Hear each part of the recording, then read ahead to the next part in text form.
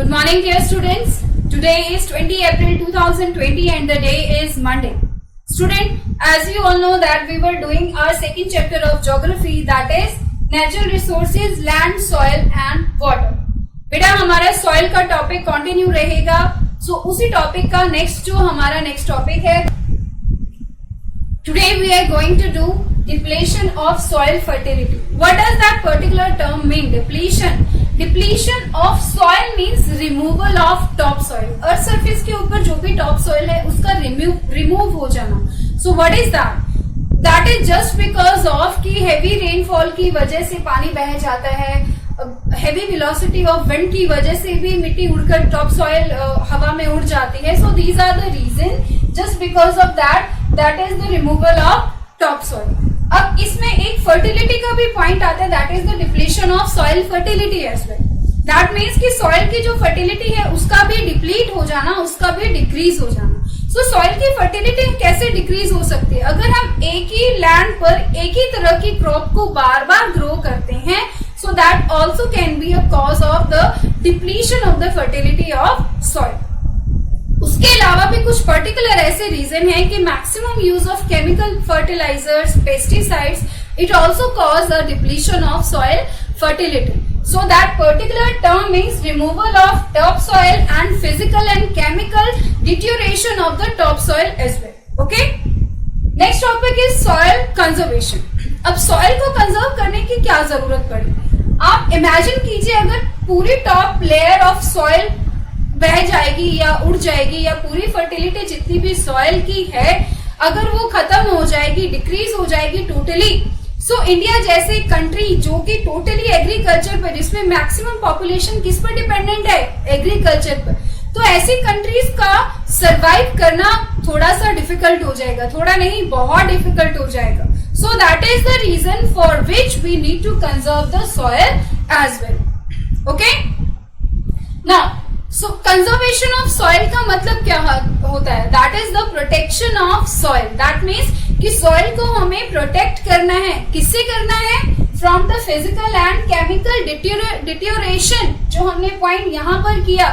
Physical deterioration means हवा, मिट्टी का बह जाना, हवा में उड़ जाना. That is the physical deterioration. और केमिकल डिटेरियोरेशन मीन्स कि उसकी जो क्वालिटी है, फर्टिलिटी है, उसमें डिक्रीज आना. सो that is the chemical deterioration. Okay, so that means कि सॉइल कंजर्वेशन में हमें क्या करना है कि सॉइल को प्रोटेक्ट करना है from the physical and chemical deterioration. उड़ जाने से, बह जाने से हमें प्रोटेक्ट करना है और उसकी फर्टिलिटी को मेंटेन करने के लिए उसकी फर्टिलिटी को ना डिक्रीज होने देना है. ओके, सो ऐसे मेथड्स हमें अडॉप्ट करने हैं that count under the heading of soil conservation. तो ऐसे कौन से मेथड हैं जो हम अडॉप्ट करके सॉइल कंजर्वेशन कर सकते हैं? So first one is the afforestation. Afforestation means planting new trees. That means कि नए प्लांट्स को ग्रो करना, नए ट्रीज को ग्रो करना.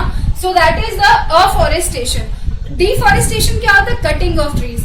और afforestation means planting new trees. अब हम ट्रीज क्यों लगाते हैं? As we all know that the roots of trees hold the land. That means कि सॉइल को वो पकड़ के रखती हैं. And as a result what happen कि अगर कोई फ्लड आ रहा है या हैवी रेनफॉल हो रही है तो जिसकी वजह से वो जो सॉइल है वो बहकर आगे नहीं जाती, सॉइल इरोजन नहीं होता है. सॉइल इरोजन क्या होता है? That is also come under the depletion of soil. That is means कि सॉइल का बह जाना, सॉइल का उड़ जाना, एग्जॉस्ट हो जाना एक पर्टिकुलर रीजन से. That is the soil erosion also. So afforestation क्या होते हैं? प्रोटेक्ट करते हैं soil from the erosion. Next one is the checking overgrazing.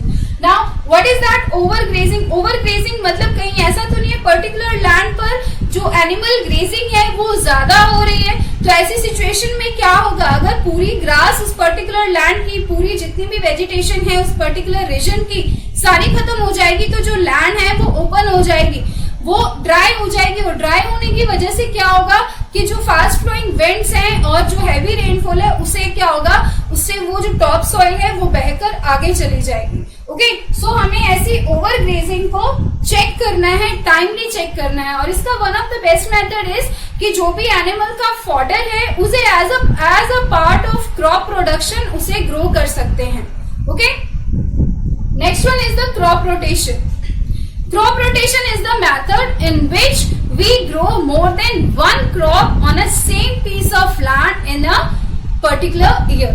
That means कि एक साल में एक ही पीस ऑफ लैंड पर एक से ज्यादा क्रॉप को ग्रो करना, यानी कि एक सीजन में तो वहां पर वीट को ग्रो कर लिया, वीट के बाद ऐसा नहीं है कि वीट को ही ग्रो करेंगे. ओके, सो उससे क्या होगा, जो न्यूट्रिएंट्स है रिलेटेड वीड्स वो सॉइल में कम हो जाएंगे. ओके, सो अब क्या करना है कि वीड्स के बाद वहां पर आप पल्सेस को ग्रो कर सकते हैं, वेजिटेबल्स को ग्रो कर सकते हैं. So that will retain the fertility of soil. और जितने भी न्यूट्रिएंट्स हैं वो मेंटेन रहते हैं, जिसकी वजह से जो सॉइल की फर्टिलिटी है वो मेंटेन रहती है. Next one is the contour ploughing. Contour ploughing क्या होता है? एक्चुअली जो एक पर्टिकुलर हिल की बात करें तो जिस तरह से हिल का स्लोप है, अगर मान लीजिए हिल का स्लोप ऐसे ही है, कुछ इस तरह से है, सो वो वेव्स के थ्रू भी हो सकता है, ऐसे भी हो सकता है, वेव की शेप में भी हो सकता है. तो इन ऐसे रीजन में जो फार्मर है वो जो हिल की स्लोप है उसके अकॉर्डिंग ही प्लॉइंग करेगा. ओके, दैट मीन्स कि ऐसा नहीं है कि वो स्ट्रेट प्लॉइंग करेगा. अगर वो स्ट्रेट प्लॉइंग करेगा, जो सॉइल है वो क्या होगी, वो एक्सेसिव जो रेनफॉल है उसकी वजह से पानी के साथ बहकर आगे चली जाएगी. सो ऐसे में सिचुएशन क्या आ जाती है, अगर आप पर्टिकुलर हिल की स्लोप के साथ साथ प्लोइंग करते हैं, so that will create as a barrier. तो ये एक बैरियर क्रिएट हो जाता है. यहाँ पर जो हिल का स्लोप है वो एक बैरियर का काम करता है जो मिट्टी को बहने से रोकता है. Okay, next one is the terrace farming. Terrace farming basically ये जो हिली एरियाज है वहां पर ये फार्मिंग की जाती है.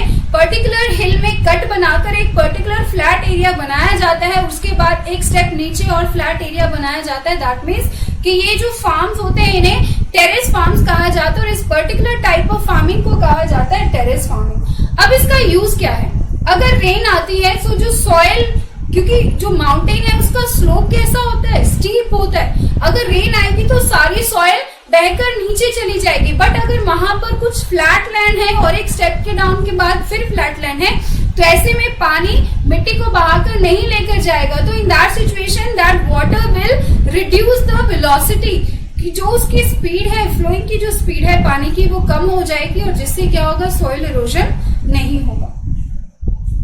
Next one is the strip cropping. Strip cropping क्या होता है, स्ट्रिप पट्टियां जैसे एक तरह से, दैट मीन्स कि पैरेलल लाइन में in the form of strip में क्रॉप को ग्रो किया जाता है.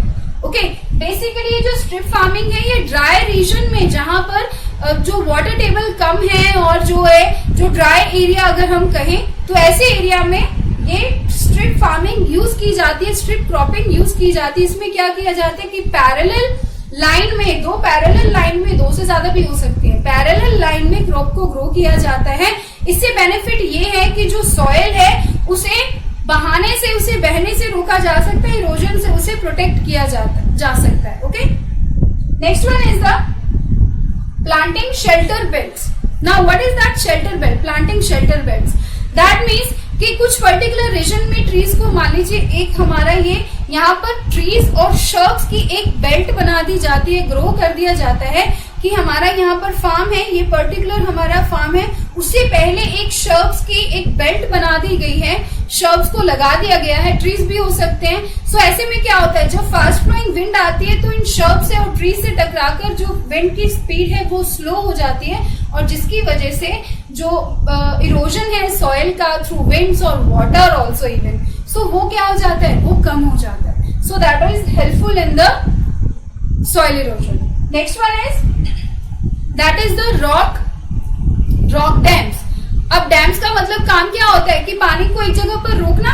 सो यहाँ पर रॉक डैम्स ऐसे बनाए जाते हैं, बेसिकली ये ऐसे एरिया में बनाए जाते हैं जहां पर बाढ़ आने का खतरा ज्यादा होता है, जो फ्लडेड रीजन्स होते हैं वहां पर ये रॉक डैम की जो मेथड है इसे अडॉप्ट किया जाता है, इसे यूज किया जाता है. इसका बेनिफिट ये होता है कि ये जो रॉक्स होते हैं it create a barrier and that will reduce the speed of fast flowing of water.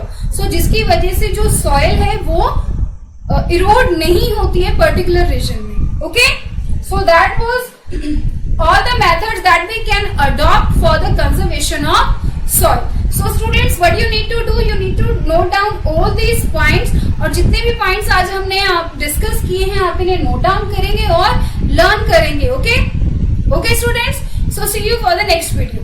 Thank you.